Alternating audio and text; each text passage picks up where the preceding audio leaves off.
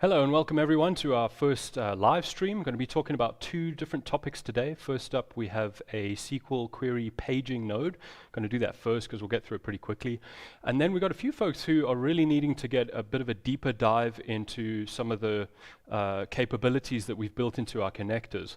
Many of these we've actually been using internally for a long time, but we haven't actually talked about them. So today I'm going to go through a high-level overview of how to get just a basic connector built up. Then I'm going to go through the Oauth 2 principles, explain what Oauth 2 actually is. I'll give you an example using our Quickbooks Online connector, and then I'll walk you through the backend code that allows you to build in Oauth 2 support directly into your connector. And then I'm also going to spend a bit of time talking about our dynamic samples. Some folks are using static samples. We've never really talked about how to do dynamic samples before, so I thought it would be a good opportunity just to share those things. This is a very informal session, so feel free, if you have any questions, to shoot those straight over chat. I'll deal with them pretty much as I see them coming up. So with that, I'm going to start out with the SQL Query Paging Node, and I'll just give you a bit of context to where this comes from. So oftentimes, when you're pulling data out of a data source, you need to ideally only query data that's changed since the last time you queried it. So for example, if you're running a sync of contacts or orders, the problem is that sometimes you don't have a way to figure out what has or hasn't changed.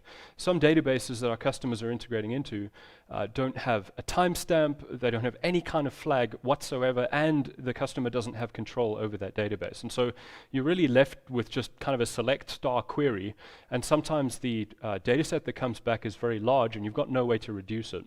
Now, of course, once that data has been loaded into Flowgear, you can use things like our reduce node, but the problem is that the data has to get into Flowgear in the first place. And if you're dealing with 100,000 rows in a single chunk, you're going to run into memory issues trying to process that all at once.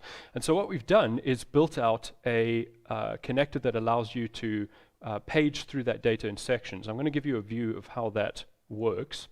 So we call it a SQL Query Page, and it looks very similar to the existing SQL Query Node. I'll just dismiss the message from myself. SQL Query Node. Here we go. So there's a new one over here, Microsoft SQL Query Page. This is a very early view. We're not actually publicly talking about this just yet, but just wanted to let some folks see what that looks like.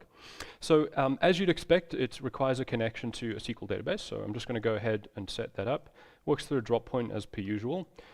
So I'm going to connect to a local DB on my machine. Just get all of that configured in, and we'll go through my drop point and test that connection. That's not a big deal.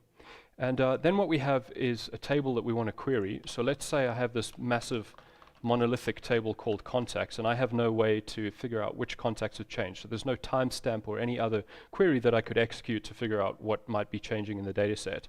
So select start from contacts, just a straight query on that data set. And I'm going to then plug in an execution flow. And you'll notice down here that we have a property called page size. And what this is doing is governing the number of rows that are going to be sent back in a single batch. And you'll notice that there are two outputs on this. There's an iterator output, like you'd see on things like our loop node or our for each node, and then a finished output. And you probably already figured out how this works if you have any familiarity with Flowgear. But basically what this has done now is split it up into pages of 100 rows each. So here we can see that page size of 100 was specified. And indeed, as I look at rows affected, first time around it returned 100 rows, and then second time around 4 rows to give me a total of 104 rows. But it's paged them in smaller sections, so you're not going to run into memory issues if you're trying to paginate through a large data set. So go ahead and consider using that. Other than that, it behaves identically to the SQL query connector. The other thing to understand about these iterators is that this point of iteration is considered a safe point to exit the workflow if it is forced to shut down. For example, if we're doing patching or there's a load balancing process going on at that time, it can potentially shut down the workflow after the page operation is completed and control has been returned back to Microsoft SQL query. So just be aware of that. You'd normally go through your full ingest of that data from here on out, and then as usual, as you would do with something like the for each node, you're going to tie into finish to continue additional processing over there. So that's Microsoft SQL Query Paged. It is publicly published. I'm not actually sure if our help doc is up to date on that yet. If it's not, we'll get that done in the next week or so. But if you are dealing with large data sets, consider implementing this. This will get you much better throughput. All right, and then I want to spend the bulk of the time today, and we won't be that long, I don't think, but talking about Oauth 2. So let's backtrack a little bit. So back in the day when we authenticated to different applications, you were typically using a username and password combination, or more recently, you'd use what was typically referred to as a machine key. So some kind of key that uniquely identifies you, or perhaps you're using a certificate to authenticate yourself. But OAuth 2's kind of taken the world by storm, and for good reason. So what OAuth 2 does is make sure that if I'm a third-party application that wants to integrate into some other platform, I don't have to have the credentials or sensitive information of the user for that platform to be able to interact with it. So it's a way of federating access to that platform. And so it's called OAuth 2 because there's two legs to it. First of all, as Flowgear, we're going to have to make a call to that platform and say, hey, this user wants to authenticate Flowgear to use your application, is that okay? So we take the user from the connection that they've created in Flowgear, we redirect them away to the platform authorization landing page, the user signs into the app if needs be, and importantly, we're now on that platform's domain, so Flowgear is not getting to see any of those credentials, and then hopefully the user is going to click authorize to authenticate that app. Then what's going to happen is that app is going to redirect the user, and this is happening client side, so in your browser, going to redirect the user back to the connection inside Flowgear, and we will then do some back-end work to exchange the token that we receive for what are called access and refresh tokens.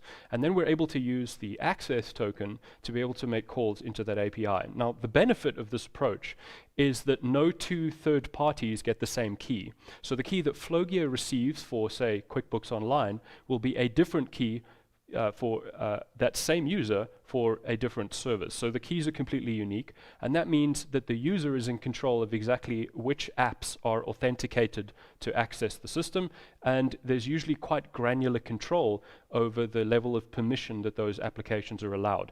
Sometimes when you're creating the initial OAuth request, you can define what's called a scope, and you can say, I need to be able to read and write these things or this list of things.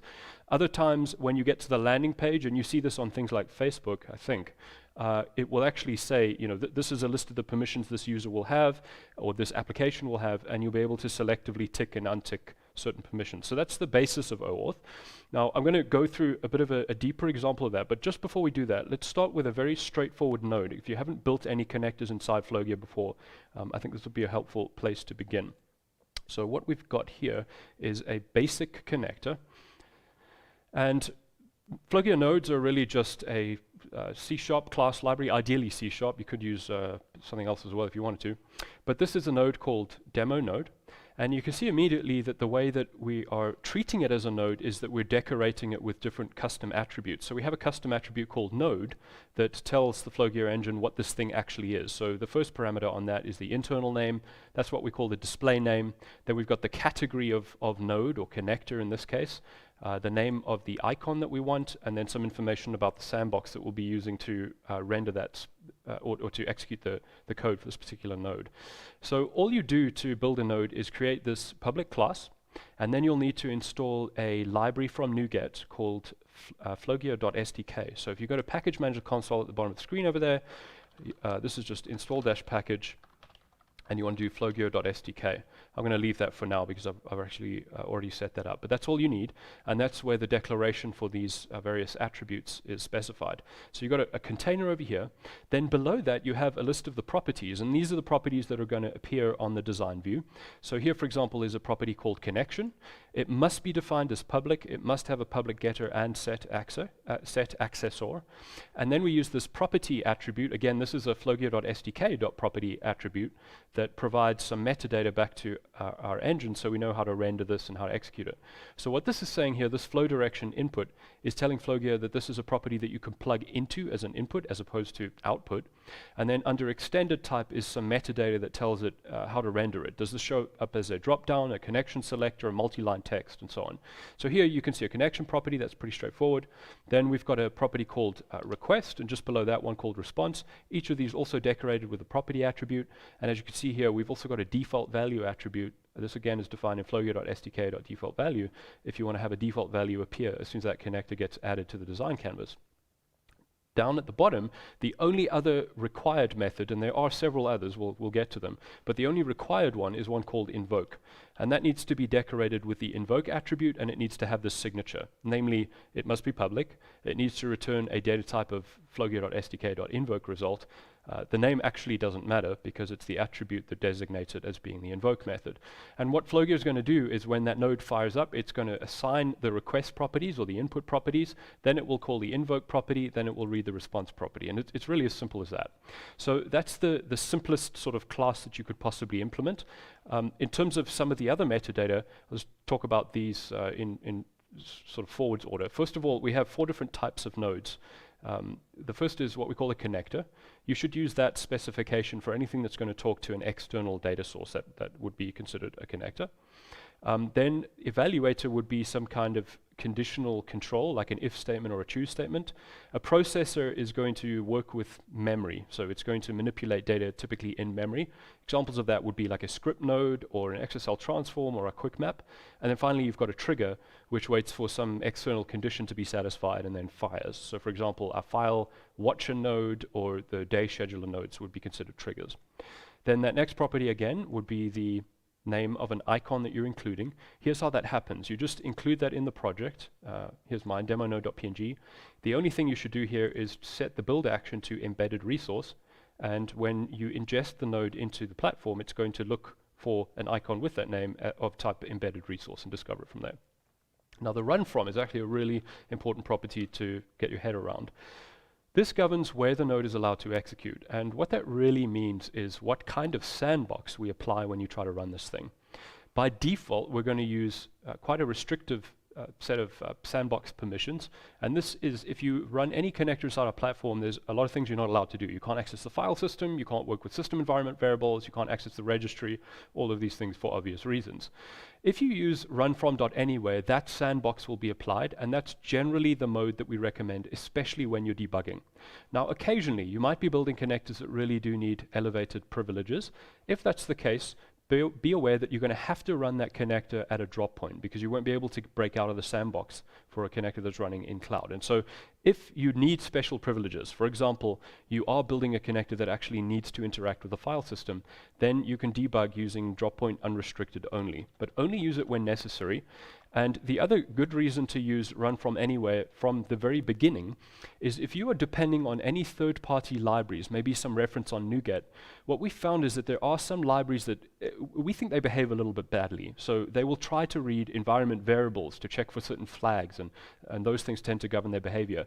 If you use the mode runfrom.anywhere from the get-go, if any of those problems exist, any of those required permissions are implemented in the reference library and you're not allowed to do them, you're going to find this breaking at design time the first time you want to run it, or at least want to debug it. And that's a good thing because you'll be able to flush out those problems very early.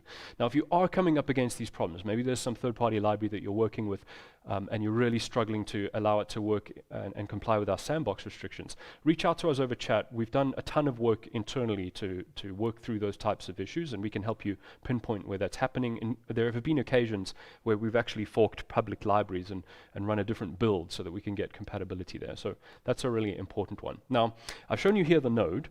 The next thing to look at is how we actually run this thing. So this demo node, top right over here, is my main project. That's my class library. And then the test harness is a second project, which is a console project. And all I'm doing in here is adding one line of code that tells it to attach that node. So I call .attach node, and then I provided a type to the node that exists in the first class library. So obviously you need to reference the demo node into the test harness in this case. And then the only other thing you need to remember is, well, 2 things actually. First of all, don't forget to sign your assembly. Both of them must be signed, and you can't have an unsigned test harness, and you can't call an unsigned assembly from a signed one. Therefore, both are going to need to be signed. And then when you run this, this is going to be able to pull up what we call the test harness, and this is where you would debug the node from there on out. So if I run this now, the only prerequisite is that Visual Studio is going to be running as administrator, and I should have a drop point installed on the local machine. So the drop point acts as the proxy. The test harness fires up inside Visual Studio. The test harness connects into the drop point. The drop point then creates the link to our API and to our public cloud so that we can facilitate live debugging of the connector. So let's go and give that a quick run.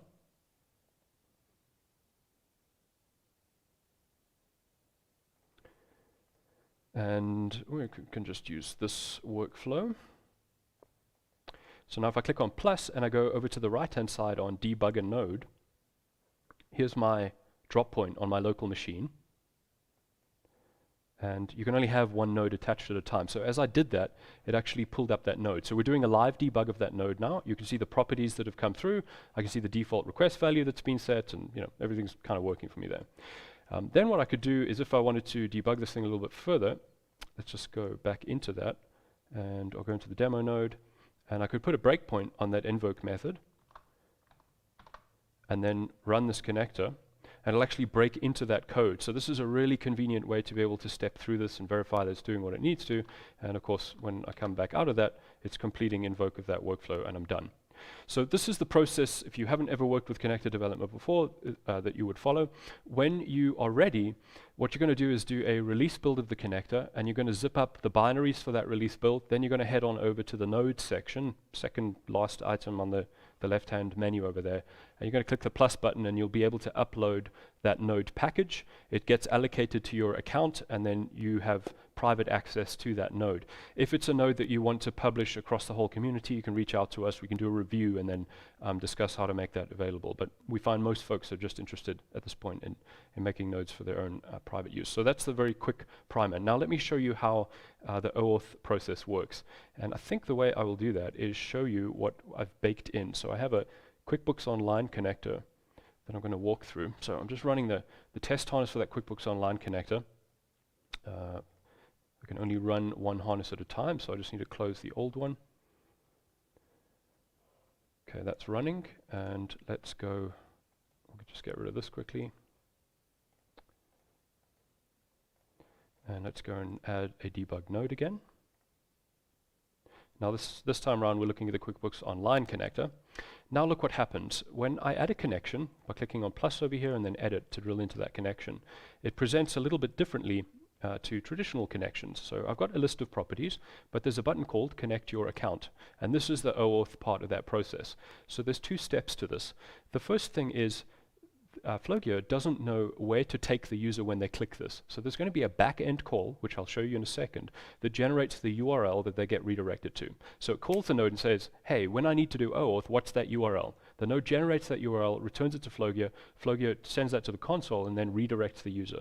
The user then clicks authorize. They get redirected back to the console. The node gets invoked a second time and says, here's the authorization code I just received, because the user authorized access to the application in question. And the node will then get fired up a second time and use that auth code to perform a server-side request to exchange that auth code for an access token and a refresh token. That comes back to the console and then gets set into these properties. So you can see here refresh token and access token. So I'll walk you through it, and then we'll look through the code that's actually backing that. So now I've clicked connect your account. This should be redirecting me to QuickBooks. So it's got the URL by invoking the node, so it knows where it's going. Now it's redirecting me to QuickBooks. I haven't signed in yet, so let me just do that quickly. And this is a different account, I believe. Let's try this one.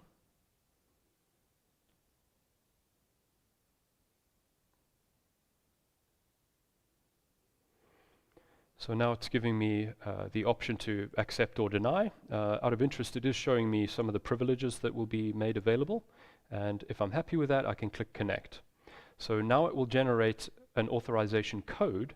And look at the URL over here. It's going to change this now. So if you have a quick look, it's generated a code. It sent that back to the user, put them back on that connection. It invoked the Flowgear node a second time. That code was passed in. It authorized that and switched it out for a refresh token and an access token, and then saved those in the connection design. So now we have usable tokens. And typically in an Oauth scenario, it's actually very simple to use these tokens. We're just going to pass this token that we see here as part of the authorization header. So when I make an HTTP call, this is almost always the way it's done. I would just build out a string like that. I'm going to pass it as a bearer token. That's typically the way this gets handled. All right, I'm going to just wipe that out. So that's what the experience is like from an end user point of view. Now let me walk you through the connector so you can see how we're actually achieving that. So here's our QuickBooks connector. Now I showed you the invoke method. There's a ton of other methods, but the one that I want to draw your attention to is called interact. And this is the one that allows us to generate the request for Oauth. So it's called interact. It needs to have a signature where it returns a dictionary of string object, and as input it takes an action that signals the action it's going to take, and some input state, which is also a dictionary of string object. Now the interact method, the name actually doesn't matter, it doesn't need to be public, but the fact that this is the interact method is denoted by the fact that we're using the flowgear.stk.interact property, and then in here we've got a bitwise mask of what is implemented inside that property.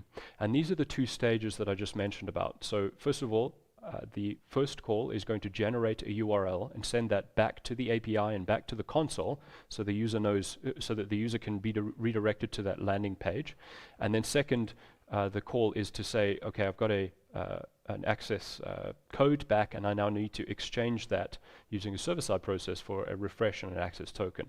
So here we're declaring that both of those are implemented, and then the way that they're implemented is just a switch statement on action, and these are the actions that we're going to switch on. As you can see, they basically match the mask, and so the implementation for each of these stages is baked in over here. Okay, so let's run through that process again, and this time around I'm going to put some breakpoints in so you can just see a little bit more easily what this is actually doing. So we'll go back into Flowgear and we'll click Connect Account again, and this should fire into the Quickbooks node. So the first thing that it's done is generated a URL. Let's just go, can we expand this? No, so let's just zoom this in a little bit, and maybe a spot of word wrapping would be good. So when you're looking to provide OAuth 2 support, you need to understand what the endpoint is that the vendor actually requires. So I looked at the Quickbooks documentation, and it tells me this is where you need to go. This is the entry point for an OAuth 2 request. So you're basically going to hard code that request inside to your connector. And then as part of that OAuth request, you're going to also have a listing of what properties need to be supplied. So client ID, for example, identifies me as a third-party developer. This is our sandbox client ID. Then the next property you can see over here is what they call scope. So this is saying I need access to QuickBooks Online, the accounting application.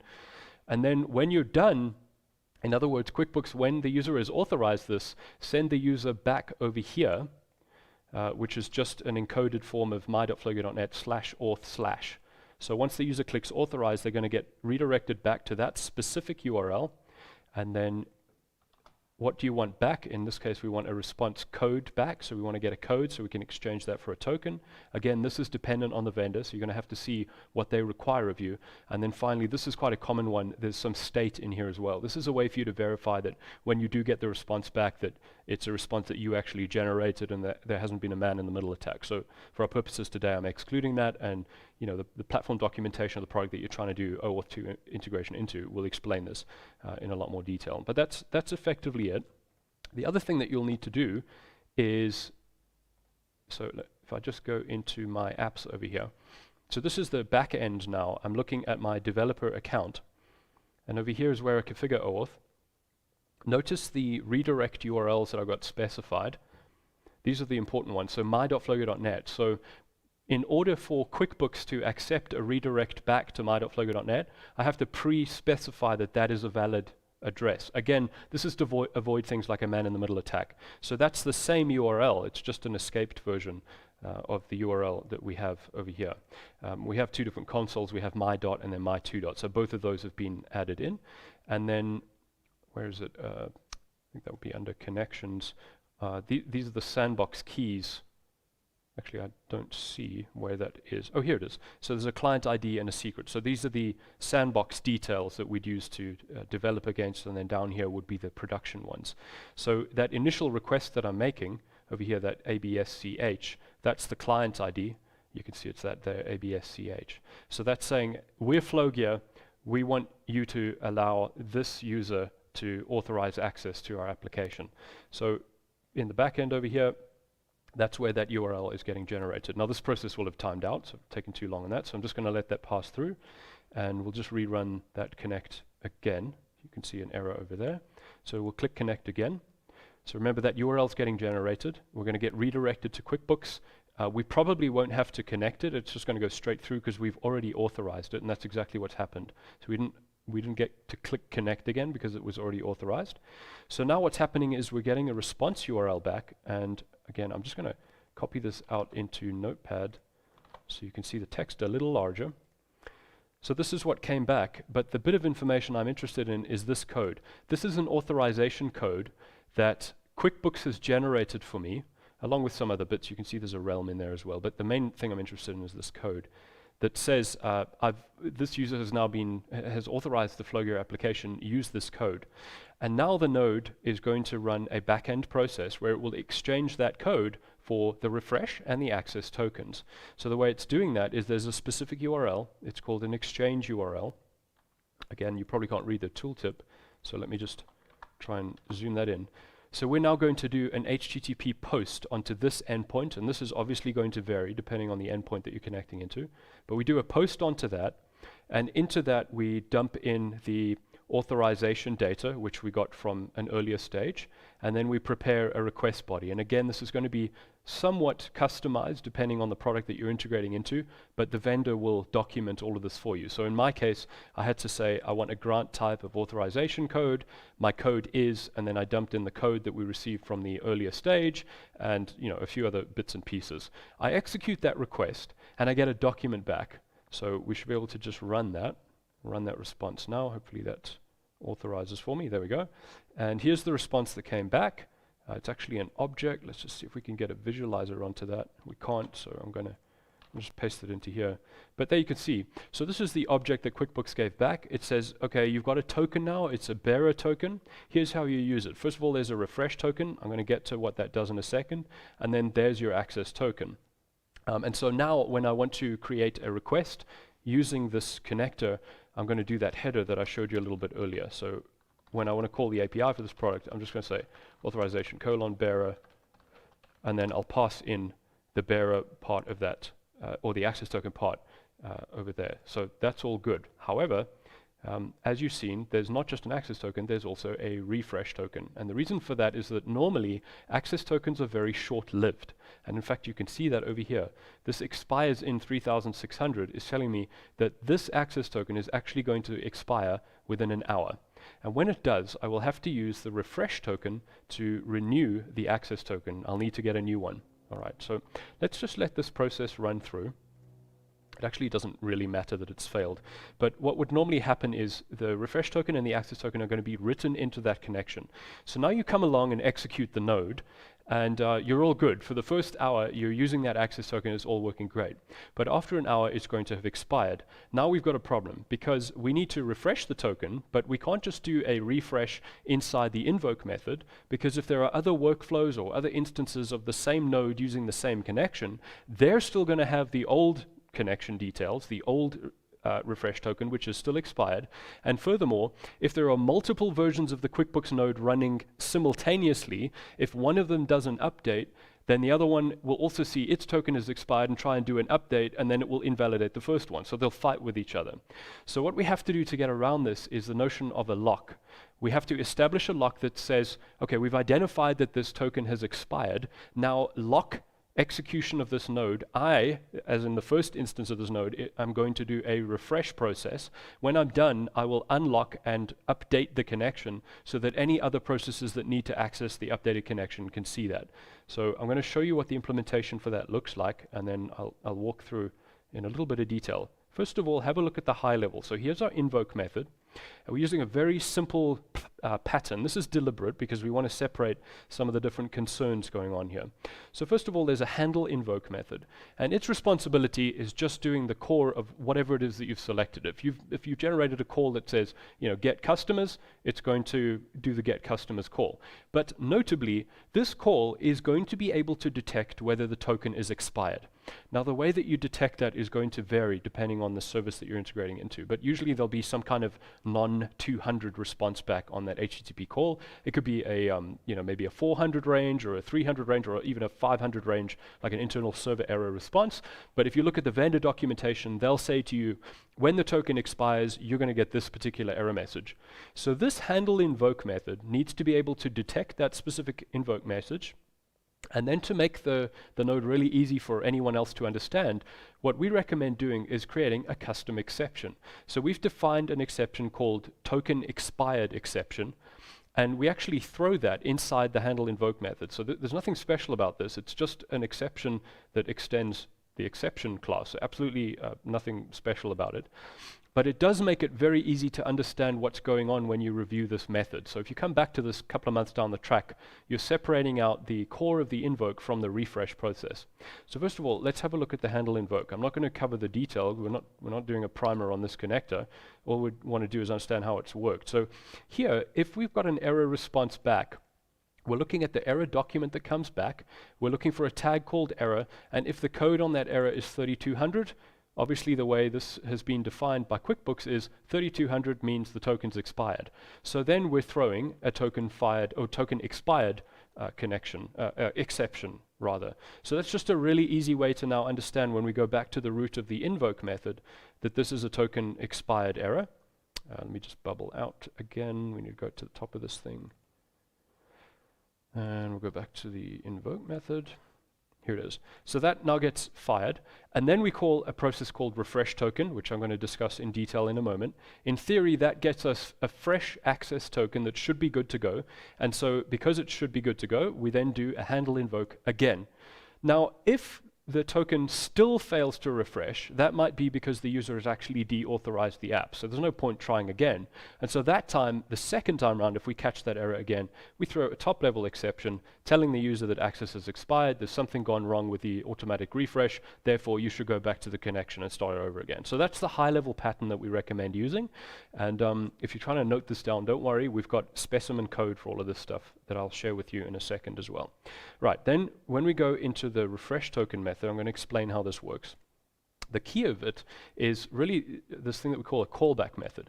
And what callback is a special event that can call back into Flowgear and say, hey, run this special action for me. And as we saw in the interact method, we denote that action using a property called action. And there's two actions. The first one is called lock and get connection. So what this does is creates a lock on this connector so that no one else is able, no other process running can get access to this connection. And that's important. If we had 5 versions of this node, 5 instances of this node running simultaneously, maybe even on different app servers across a Flowgear cloud environment, they will all the first one will get the lock and the other ones will block just behind that lock so that only one of those effectively threads is allowed to do the refresh process. And that's the way that we can synchronize access to that connection across multiple threads. So the first thing you're going to do is call that callback. That, by the way, is what we call a privileged callback. So you just use this declaration to define it. If you define it, then Flowgear will hook it and it will look out for special actions happening inside the implementation. Just get back to where I was. What was it called? Invoke and refresh token. So this fires and we get a property bag of a dictionary string object back, and inside there one of the attributes is an object called connection, and we unpack that, and that now gives me a connection of key values of the different connection properties. So in the QuickBooks Online connection, let's have a look over here.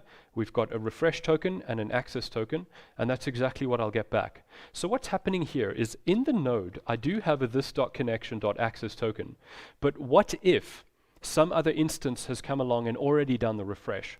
By calling this lock, I'm making sure that I'm getting the absolute latest token so that I can, if some other process is already run, then I can make sure that I'm accessing it directly. So we unpack that into a dictionary here, and then this if statement is just saying, the token that I've just got back from the connection, is it different to the one that I had in memory? If so, it looks like another instance of the QuickBooks connector has already refreshed that token. Therefore, don't proceed with this, just exit out and use the latest connection. So then we just unpack those properties out of that connection that we just received, the latest view of that data. We inject those directly onto the connection properties and we're done. So we do a return. There's actually a finally block that will execute. Notice that we're in a try over here. So there is a finally that will execute, but the effect of it is just to release that lock and then the second attempt to invoke will be made. However, in most cases, it's going to get to this block and it will say, yes, the access token and the refresh token that I've just received are identical to the ones that I have in memory. Therefore, I know for certain that they're expired. And then we begin a refresh process.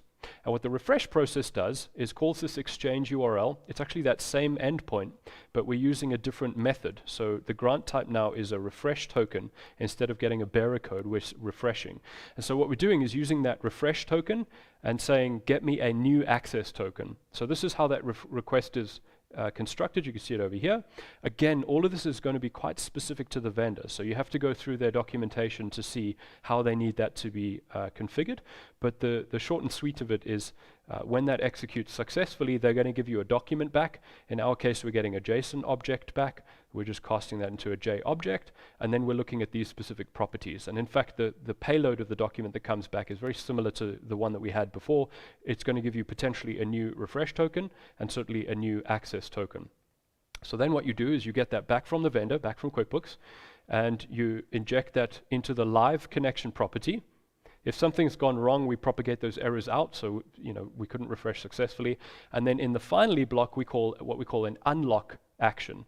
So over here, what we're saying is, okay, we locked the connection, so anyone else trying to use the refresh portion of code is not allowed to do that. Right at the bottom in the finally block, we're now unlocking that connection. And if the unlock is as a result of successfully getting a new connection, then we're putting those new properties back into the connection and then calling the callback.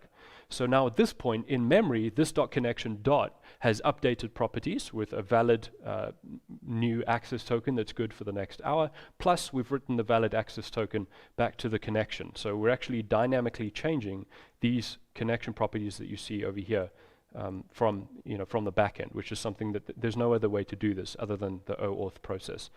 So primarily the application for this is definitely going to be Oauth 2, but of course you could use it for other applications where you need to be able to change the connection on the fly as part of the execution of that. Now we do have some reference information on that. So a long time ago we built out what we call demo node. It was kind of a reference node, and it actually hadn't been updated for years. So we've now updated that. I've pushed those updates today, and you can access it on GitHub. If you look at our help article, Building Nodes with the Flowgear SDK, that now links to the latest version of the repo. There's updates in here that include what you see on screen here.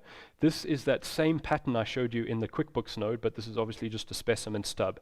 So you do a try, you call your invoke method, which is where all the magic of your connector happens. If that fires this custom exception, in this case I've called it authorization expired exception, then we'll call that refresh process, which mimics what I just showed you in QuickBooks Online. In theory, that successfully gets a new token. It then re-attempts the invoke operation. So that's it.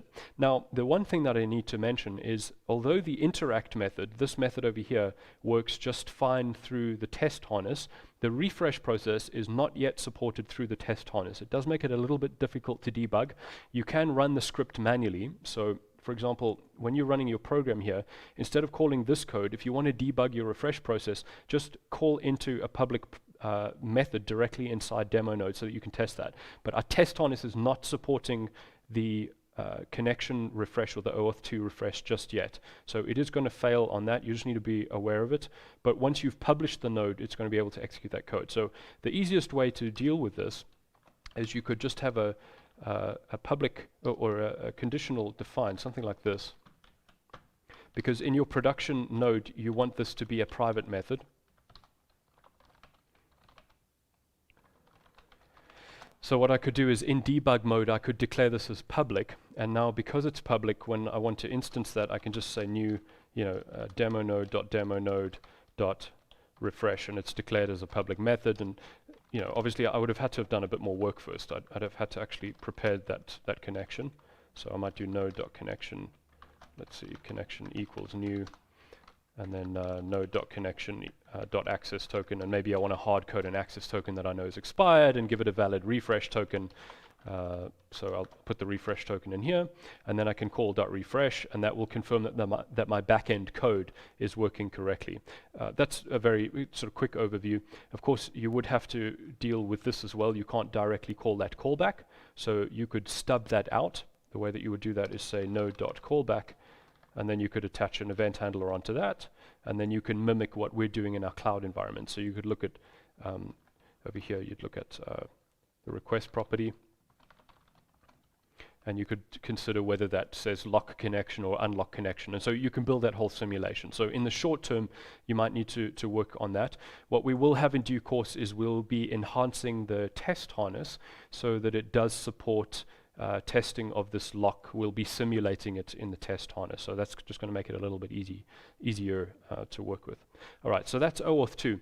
Last thing that I wanted to cover was the way that we work with dynamic samples. So in Flowgear, we talk about two different types of samples. The one is what we call static, and the other is dynamic. Static samples don't need to have any context to be able to run. They just work. It's a set of static samples of all of the interactions that you can perform against that connector, and you go and choose one, and it just loads properties onto the design canvas for that particular connector. Dynamic samples go a step further. What they allow you to do is provide a connection onto a node, and then in your implementation there's a specific method that actually fires up when the user wants to get a list of samples, and then when they pick a specific sample out of the list, it's actually firing up a method so that they can, so that your code can dynamically generate a sample that's appropriate to them. One of the prime use cases for this is to support customization or custom fields in the endpoint. For example, we do this in our Salesforce connector. Our dynamic samples allow us to automatically pick up custom fields that have been defined in specific objects, and then when we generate specimen payloads, we're able to incorporate those in. So they're quite useful.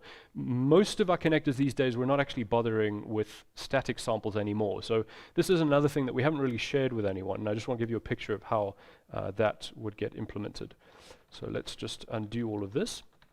I've got some reference for this in this connector as well, so this should speed you on your way. And I'm just going to get this back to a workable state. Okay, that looks good. And first of all, I'll show you how this presents, so we can close down that Quickbook node. I'm going to run the demo node now, and we'll go back into the design canvas.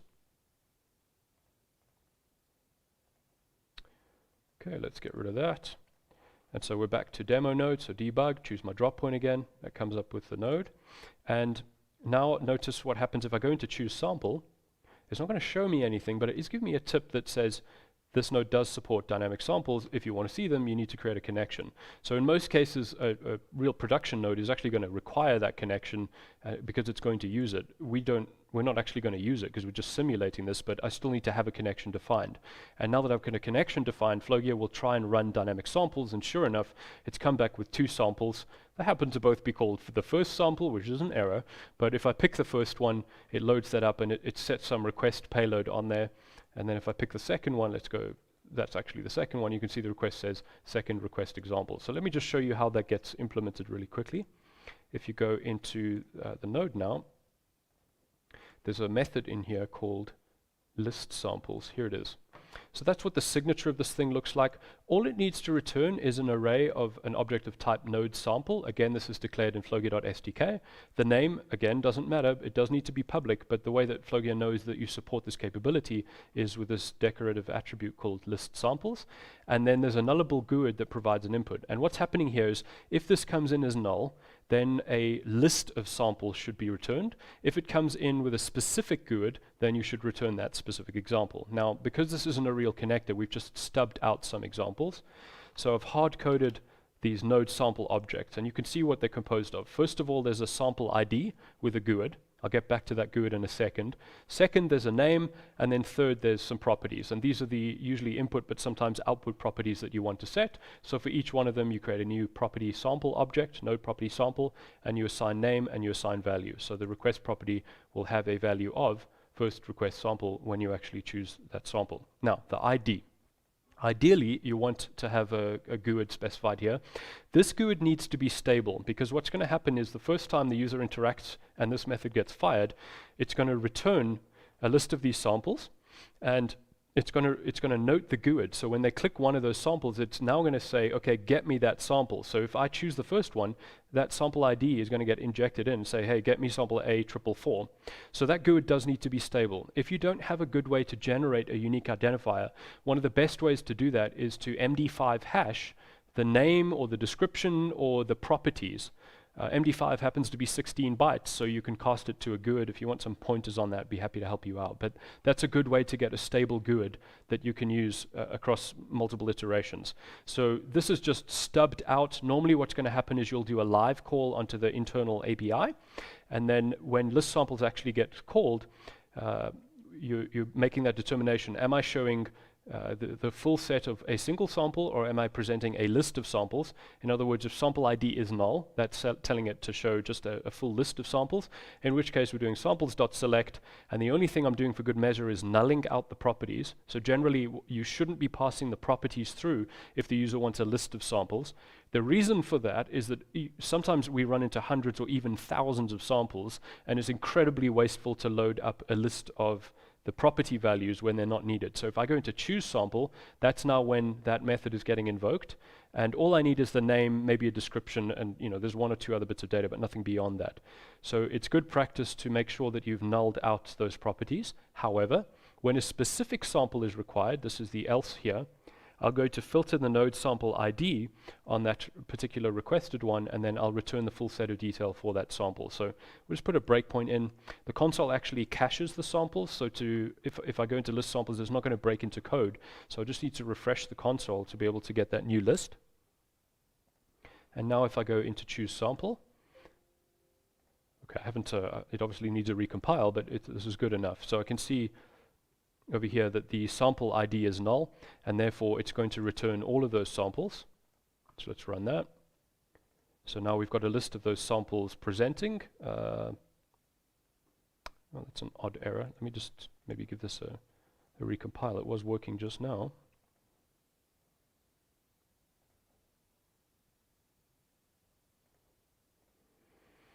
For good measure, I'm just going to re-add it to the canvas in case I've done something silly there. Go create a connection again and choose a sample. Let's see if it's happy. Okay, so we're good with that. Yep. Now we're seeing the two samples, so first sample, second sample. I'm going to pick one of those. It runs again. This time around you can see the sample ID is set to the GUID of the one that was selected, and so then that where clause is going to execute, which will cause it to return that specific sample. This time we leave those properties intact, and of course those get loaded onto the design canvas. So I hope that was helpful. We are in touch with some partners and some customers who are building out connectors. Hopefully this has given you a good introduction. We're very happy to have our technical team involved if you do need some tips for getting these things troubleshooted. And again, if you want some reference samples, you can access that demo node directly from GitHub. If you go to github.com/Flowgear, it's a public repo there. Otherwise, look in the help article, Building Nodes, and from there we've linked those through in various places. All right, great. We'll see you next time.